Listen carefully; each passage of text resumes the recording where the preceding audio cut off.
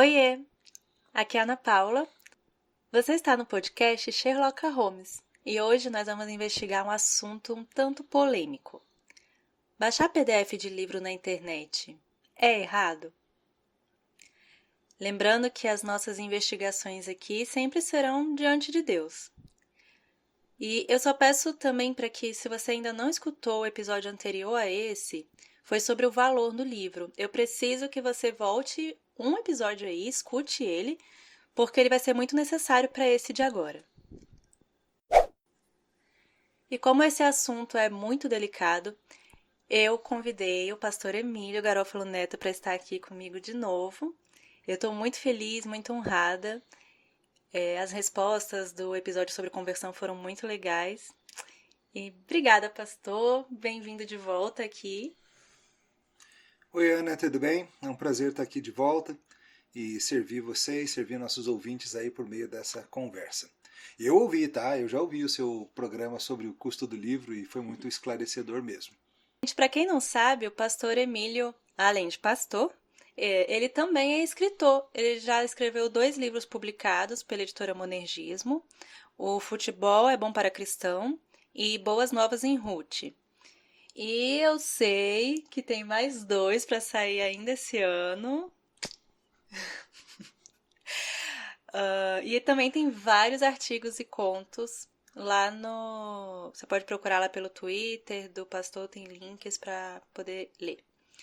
E eu e o pastor Emílio, a gente trabalhou alguns anos na editora Monergismo juntos, porque ele fazia parte do conselho editorial e também como autor, e eu estava no marketing fazendo esse trabalho honroso de divulgar os livros do pastor e participar do processo de criação dos livros também. E, bom, já entrando aqui um pouco no assunto, nesse período que nós trabalhamos juntos, nós vimos e chegamos na época a conversar sobre a triste pirataria que acontece de livros e de livros cristãos.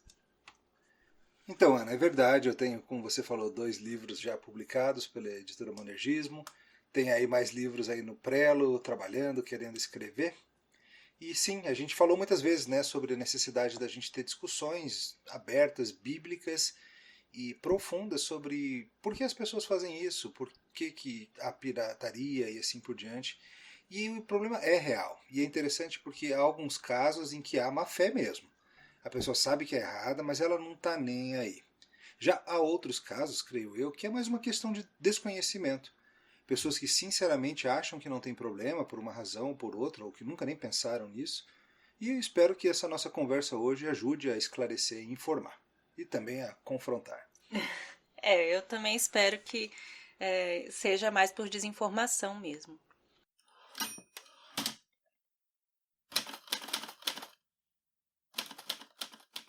Bom, então vamos lá, né? Se você acha que a gente ia responder a pergunta do título do podcast só no final, a gente já vai começar com ela. Pastor, é errado, diante de Deus, mais uma vez, baixar PDF na internet? Então, Ana, sim, a gente precisa explicar isso com cuidado. Baixar PDFs desses sites diversos aí, que a gente não vai ficar falando o nome para não dar ibope também, mas que disponibilizam PDFs, é errado, é pecado, é errado, viola a lei dos homens e a lei de Deus.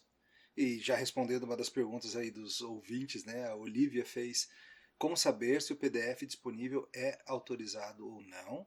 E a pergunta do Anthony, seria errado baixar desses sites que disponibilizam? Então, vamos esclarecer. Veja, se a editora no site dela, ou o autor no site dele, está disponibilizando os PDFs dos seus próprios livros, nos seus próprios sites, ou PDF, ou versão Kindle, o que for. Mas se é a editora disponibilizando, então tudo bem, você pode baixar, é legal, porque os direitos são deles, e eles estão falando, pode fazer. Em geral, quando está assim, o próprio PDF vem escrito que foi disponibilizado gratuitamente, etc., proibido a revenda e coisas assim. Pode fazer.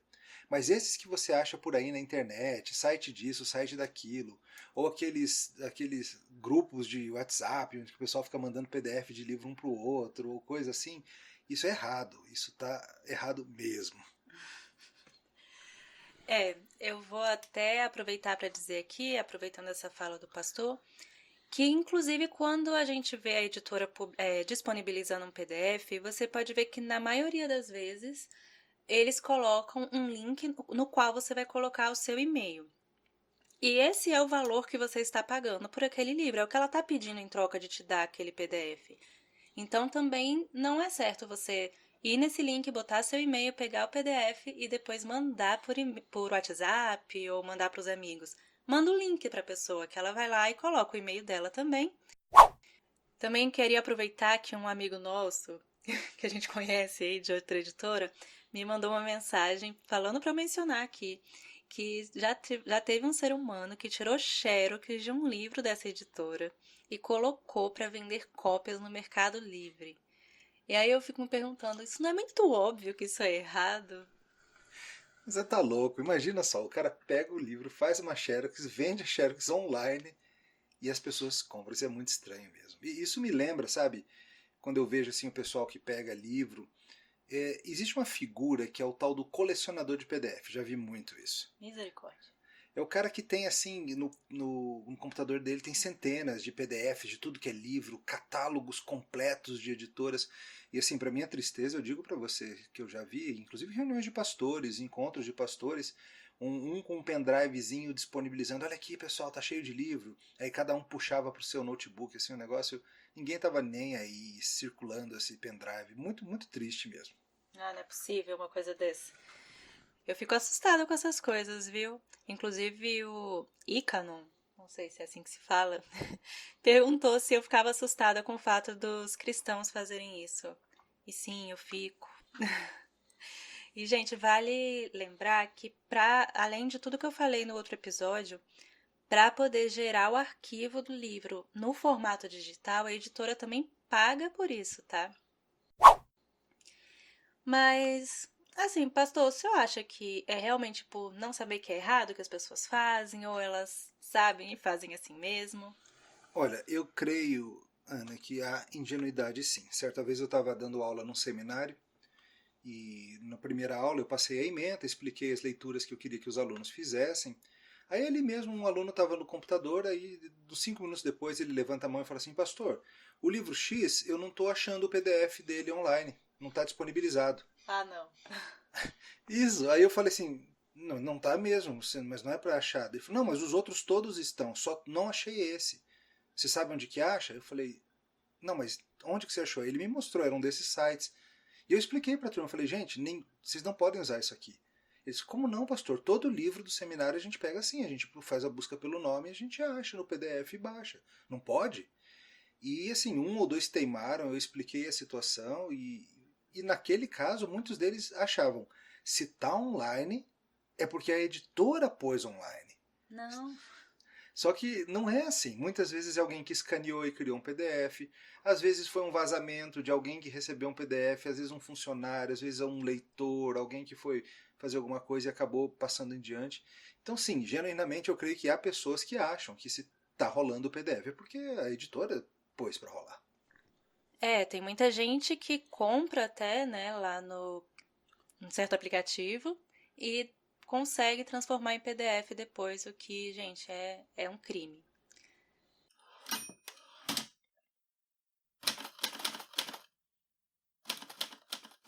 Então, fiquei intrigada, recebi alguns questionamentos, falando que, bom, existe propriedade intelectual? Então, Ana, sim, sem dúvida existe. Isso não há nenhuma dúvida sobre isso. E passa por um mandamento bíblico, a gente vai falar disso mais adiante, mas basicamente diz respeito ao fato de que aquilo pelo qual eu me esforcei, seja o meu carro, seja a minha ideia, eles são meus e para outros utilizarem tem que ter minha autorização e assim por diante. Pensa, por exemplo, se você falar, eu quero montar uma lanchonete, já sei, eu vou botar um M amarelo gigante na frente, meu sanduíche vai chamar Big Mac quarteirão com queijo, eu vou fazer isso. Não existe propriedade intelectual. Claro que existe. A marca, os nomes, tudo isso foi criado por alguém que projetou isso e você não pode pegar e fazer isso à vontade. Eu não posso também falar assim, galera, criei uma música nova aqui, ó. Ela começa assim, quando eu estou aqui, eu vivo esse momento lindo. Aí eu gravo essa música e saio vendendo MP3 por aí. Não, essa música tem um autor. Eu não posso dizer que ela é minha. E eu também não posso ganhar dinheiro com isso ou sair gravando por aí. Ele criou algo com seu esforço, com seu talento, com seus dons dados por Deus, usando o seu tempo, usando muitos recursos muitas vezes. Não dá pra gente gastar muito tempo nisso, senão a gente só fala disso, mas John Piper, tem um artigo dele, naquele John Piper Responde, em que ele lida com isso, é útil, não sei, depois a gente pode passar o link aí também. Bom, vamos lá então começar a abordar os motivos pelos quais a pirataria é errado. Tem várias formas de abordar esse assunto, a gente vai tratar de algumas, mas eu achei bom a gente começar pela lei do país que a gente está, né? Aqui eu não sou advogado, o pastor não é advogado, mas nós temos uma lei de direitos autorais que vocês podem procurar na internet, ler a lei inteirinha. É a Lei 9.610 de 1998. Essa lei está considerando o seguinte, vou ler um ponto aqui. A distribuição, a colocação à disposição do público do original ou cópia de obras literárias, artísticas ou científicas, interpretações, execuções fixadas, fonogramas, mediante a venda, locação ou qualquer outra forma de transferência de propriedade ou de posse. Como eu falei, vocês podem procurar aí na internet e ler essa lei todinha. Mas o meu ponto, pastor, é o seguinte, a Bíblia nos ensina que nós devemos estar submetidos às leis do país que a gente vive, certo? Sim, sem dúvida. As Escrituras nos ensinam que nós devemos obedecer às autoridades e às leis feitas por elas. Essa lei, ela deixa muito claro que você não pode transferir para pessoas o PDF de ninguém, ou pegar ou passar adiante, ou nada disso.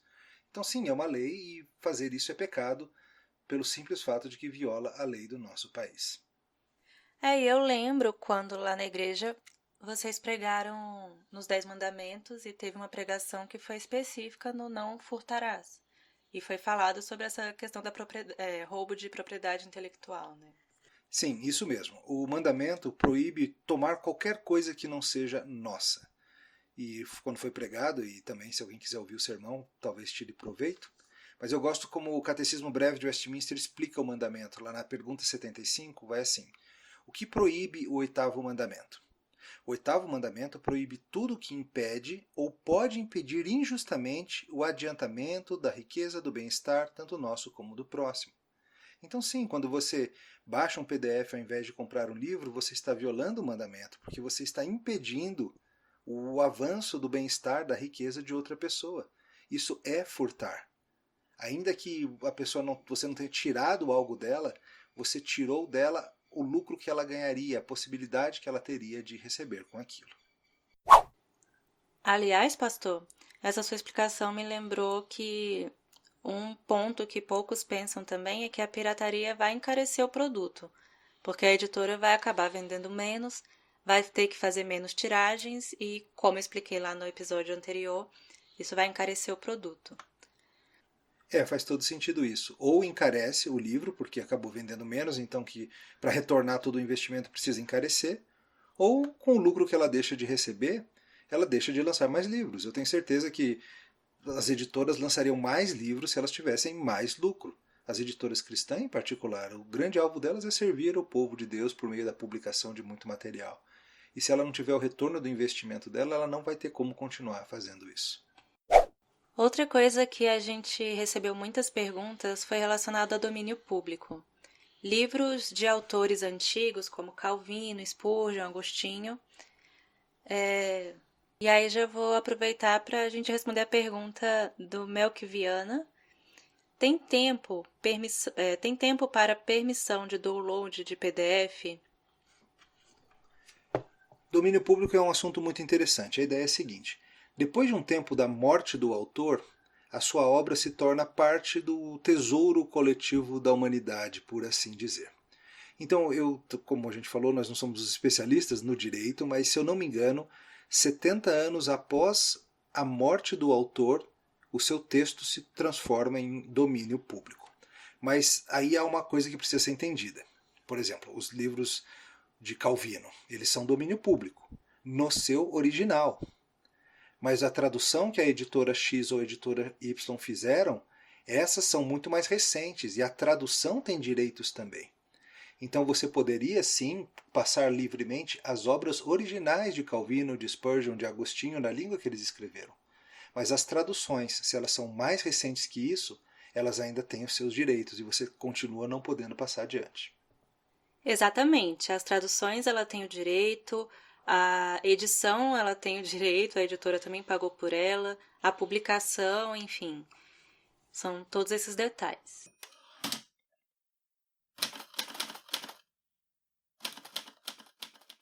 Agora, pastor, eu queria saber uma coisa um pouco pessoal, assim. Se o senhor já soube que seus livros foram disponibilizados sem sua autorização, e como é que foi, como autor, escrever para cristãos e ver isso acontecer, né? Porque, obviamente, foram eles que disponibilizaram. E como é que o senhor se sente ao ver seus livros sendo compartilhados dessa forma? Sim, eu já soube sim de livros meus rolando por aí, de um jeito ou de outro, e eu me sinto bastante desencorajado e desanimado. Veja bem, deixa eu me expor um pouquinho aqui, né, me colocar na berlinda, né? Todo ser humano tem expectativa de colher os frutos do seu trabalho. Os frutos do trabalho de um escritor são muitos. Saber que eu estou abençoando pessoas, ajudando pessoas, isso é gostoso, isso é um fruto do trabalho. Agora, a remuneração pelo tempo de trabalho também é um deles. E eu vou falar aqui alguns números de tempo de trabalho, não para me gabar, e eu sei que varia de livro por livro, de pessoa por pessoa, cada situação é diferente, é só um exemplo, tá bem? Mas, por exemplo, eu estou escrevendo um livro aí sobre Eclesiastes. Se Deus quiser, ele sai esse ano.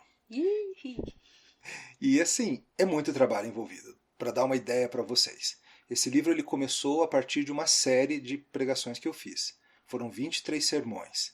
Cada sermão envolveu pelo menos 12 horas de pesquisa. Então 12 vezes 23, você já vai para 300 horas de trabalho para os sermões originais. Lembrando, claro, que eu só fiz isso porque tive anos de estudo por detrás disso. Aí o que eu fiz? Eu peguei esses sermões e eu estou transformando eles em livro, não só transcrevendo, mas transformando. Reescrevendo, mudando a linguagem, cortando, aumentando. Eu preguei essa série em 2013, ou seja, já tem 7 anos. Então estou inserindo muita coisa nova, espero melhorando, botando material que naquela época eu ainda não tinha conhecimento. Enfim, fora essas quase 300 horas de pesquisa inicial, o meu arquivo lá, eu fui olhar, ele já está com mais 400 horas de trabalho no arquivo, no manuscrito. E ainda estou longe de acabar. Ou seja, no final das contas, esse livro para sair, da minha parte, vai ter custado mais de 1000 horas de trabalho. Caramba. É bastante trabalho. E é muito triste ver que esse trabalho talvez não seja valorizado financeiramente. De novo, a remuneração financeira é um dos aspectos e ninguém quer ter a pecha de mercenário, não é só isso. Mas é desanimador, porque veja, 1000 horas de trabalho que eu podia ter feito muitas outras coisas. Eu podia ter dormido, eu podia ter jogado videogame, podia ter lido, podia ter passeado, podia ter feito inúmeras coisas, mas eu dediquei a escrever esse livro para ajudar as pessoas, abençoar as pessoas por meio disso. E não só isso, mas o revisor, quem vai pegar esse manuscrito enorme para revisar, vai ter muitas horas de trabalho. Quem for divulgar esse livro vai ter horas de trabalho. Quem for diagramar esse livro vai ter horas de trabalho. Muita gente vai ter muitas horas de trabalho tentando vender esses livros para lojas físicas. Gente vai ter trabalho botando esse livro em caixa e levando no correio e assim por diante. E todas essas horas de trabalho do autor e de todo mundo são jogadas fora e desvalorizadas quando você baixa o PDF. Isso desanima, isso me faz pensar 2 vezes antes de falar, acho que eu vou fazer outro. Ah, não, pastor, por favor, não pensa 2 vezes, não. Faz outro e outro e outro, por favor.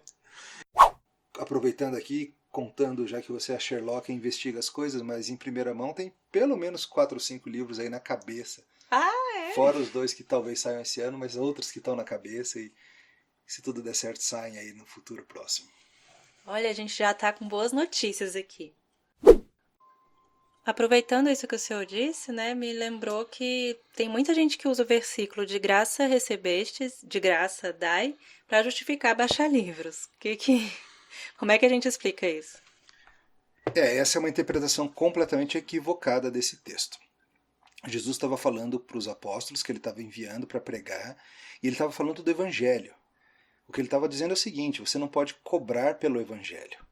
Eu não posso, por exemplo, estou na rua, aí uma pessoa vem me vê com uma Bíblia e fala assim, me explica esse negócio de Jesus aí, como que funciona isso? Aí eu vou dizer para a pessoa, claro que explico, me dá R$ 50 que eu te explico. Nossa. Isso eu não posso fazer. Óbvio que não, porque eu recebi o evangelho de graça e eu devo dá-lo de graça também. Mas isso não se aplica ao nosso trabalho. E um livro que eu faço, uma aula que eu dou, isso é meu trabalho. Assim como você não vai chegar para um encanador que arrumou sua, sua privada, sua pia, seja o que for, e falar para ele assim: ah, você recebeu de Deus os dons para fazer isso. Você recebeu de Deus a força física e a habilidade manual para fazer isso. Então, de graça recebestes, de graça dai. Eu acho que você não vai tentar fazer isso, porque foi o fruto do trabalho dele. E mesma coisa, eu não recebi de graça o livro. Deus me deu, de certa forma, por meio de me dar os meus dons, meus talentos, meu tempo, meu conhecimento e tudo que está envolvido. Mas eu trabalhei para que esse livro saísse e outros trabalharam também. É isso que o senhor falou mesmo. E fazendo um paralelo, eu acho que é fácil que qualquer um entenda essa situação. Você que está ouvindo a gente, eu duvido que você gosta quando desvalorizam o seu trabalho. Independente da área que você atua, certamente você já passou por alguma situação ou já se sentiu de uma forma que o outro não está valorizando aquele trabalho que você está fazendo. E isso é ofensivo, você não gosta. Então por que você acha que pode fazer isso com os autores e com as editoras? Então foram muitas perguntas também que eu recebi, perguntas e alguns comentários. E eu fiquei preocupada, pastor. Eu vou até ler exatamente a pergunta, mas não vou falar o nome. Sou seminarista e eu não tenho dinheiro para comprar os livros. O que eu faço? Bom, acho que a primeira resposta é você não baixa livros, você não rouba os livros, né? Mas vamos lá, o pastor pode falar melhor pra gente sobre isso. É verdade, a solução para o dilema nunca é o pecado. Você não vai resolver por meio de fazer algo errado. Continua sendo errado. E veja, há alternativas. A primeira delas é, e aqui não é o caso de todo mundo, mas é em vez de você comer o seu hambúrguer de R$ 30, porque veja, alguns seminaristas falam, ah, não tem dinheiro para comprar o livro, mas tem para comer um hamburgão de R$ 30. Então, priorize. Você está numa fase de montar a biblioteca para o seu ministério futuro inteirinho, de preparar o seu coração para aprender sobre essas coisas. Tá, mas não tenho dinheiro mesmo, pastor. Tudo bem, temos algumas alternativas. A sua instituição de ensino provavelmente tem uma biblioteca. Todos os seminários em que eu já estudei e ensinei, têm bibliotecas. E você pode pedir para a bibliotecária fazer uma requisição do livro, se não tiver especificamente o que o professor pediu. Ou você pode comprar um e-book. É muito comum você ver as editoras muitas vezes fazem ofertas, sites de venda fazem ofertas e vendem meio barato. Você vai numa conferência teológica, muitas vezes as editoras estão lá com 40%, 50% de desconto. Pede para o conselho da sua igreja uma verba. Se o conselho da sua igreja acredita em você como um seminarista, como um futuro pastor, eu creio que eles vão estar dispostos a considerar uma verba para compra de livros. Pede para o presbitério, pega emprestado com um colega do ano anterior que fez a disciplina no semestre anterior, sabe? E vale dizer, muitas vezes essa desculpa ela é utilizada, mas é só porque é o tal do colecionador de PDF que eu falei antes. Ele não está baixando só o livro que o professor exigiu e ele não tem um centavo para comprar, sabe? Ele realmente quer baixar um monte de livro mesmo, acumular e aquela coisa toda. E sabe, uma palavra a vocês seminaristas que vão ser pastores um dia. Veja, vocês estão treinando a mente e o coração de vocês. É errado e vai trazer consequências. Porque você está se acostumando com o padrão de que está tudo bem eu pegar o que não é meu, está tudo bem eu pegar o que é uma propriedade do outro, se o objetivo é o reino. E aí logo você vai se ver fazendo coisas como pegar a pregação ou a palestra do outro ou a aula do outro e passar como sua. Afinal, você está usando para quê?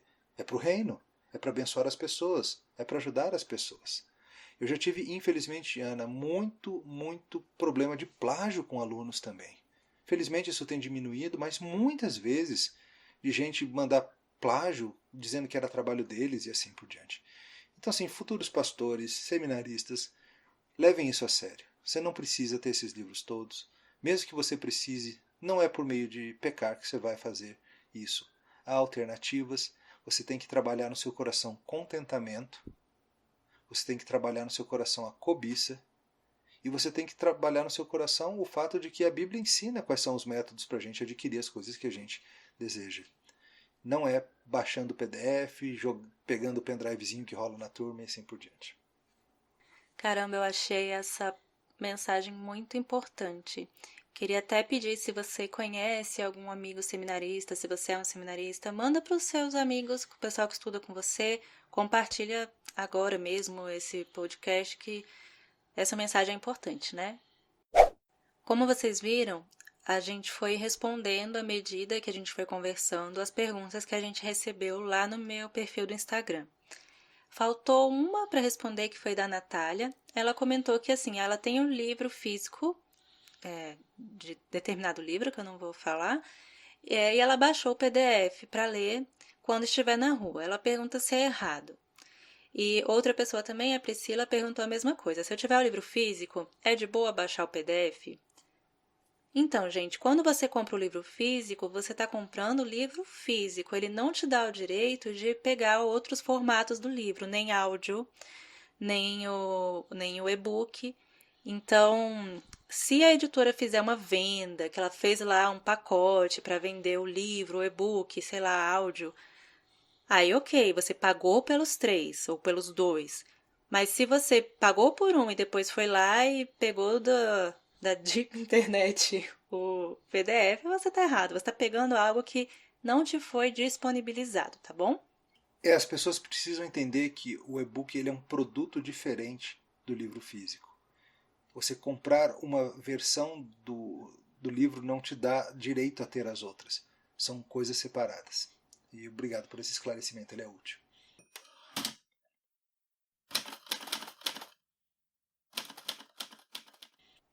Bom, gente, então agora para fechar assim, a gente vai dar algumas dicas do que você pode fazer ao invés de roubar o livro.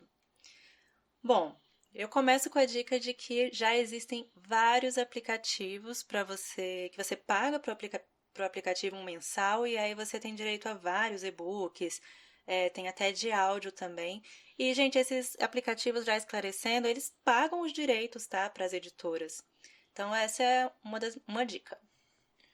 Acho que às vezes as pessoas não sabem disso, né? Ela pensa assim, se eu ter assinatura ou não tem, as pessoas estão lendo de graça. Não, não estão lendo de graça. Toda vez que você completa a leitura de um livro desse num aplicativo ou num serviço de assinatura qualquer desse, um pouco de royalty vai ser revertido para o autor ali mesmo.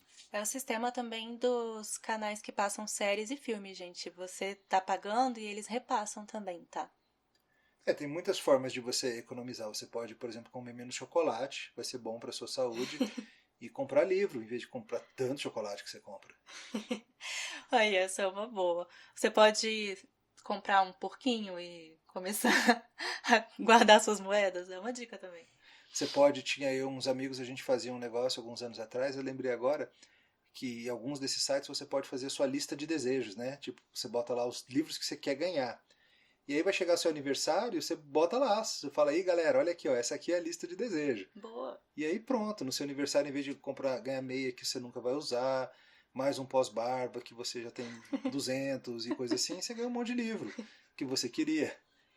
Gente, eu tive uma ideia. Por que não cria um dia do seminarista para os amigos cada amigo dar um livro? Olha só. Pronto. E do pastor também, né? Porque só o seminarista. Boa. Gente, eu trabalhei muito tempo em editora. Sem muita promoção, o tempo inteiro tem promoção de frete, 50%, Black Friday. Aproveita as promoções. E um outro jeito também são coisas como conferências. Eu conheço gente assim que passa o ano sem comprar livro porque ele sabe que todo ano naquela conferência X que ele vai ter tudo com descontão, 40, 50%. Então o cara vai lá e ele se abastece para o ano. Mas o problema é que muitas vezes a gente não quer ser assim, né? A gente quer ter na hora que a gente quer, do jeito que a gente quer, em vez de se planejar, se programar e tudo. E trabalhar o contentamento diante do Senhor é importante. Outra coisa também é você dar oportunidade para o seu irmão te servir. Pede emprestado. Empreste também. Se na sua cidade tem um seminário, uma faculdade teológica, alguma coisa assim, é possível que a biblioteca de lá permita que você faça uma carteirinha de sócio, alguma coisa. Algumas são só para alunos, mas de repente ela permite também que você, como membro de uma igreja local próxima, retire livros, pegue também empréstimos. Gente, ponto de ônibus. Não sei aí na sua cidade, mas aqui em Brasília os pontos de ônibus têm livros disponíveis, sei lá. Vai que você, né? Tá andando por aí. Você pode talvez falar com seu pastor, ver se ele topa te emprestar. Eu já emprestei alguns livros por aí, mas eu tenho uma listinha, sabe? Eu empresto assim com lista, que nem biblioteca. Eu sei com quem tá o quê. Ou seu pastor vai lá e faz uma doação de livros, igual aconteceu em certa igreja. É verdade, recentemente eu estava fazendo uma limpa nos meus livros, eu doei cerca de 300 livros de teologia pro povo da igreja, foi uma festa.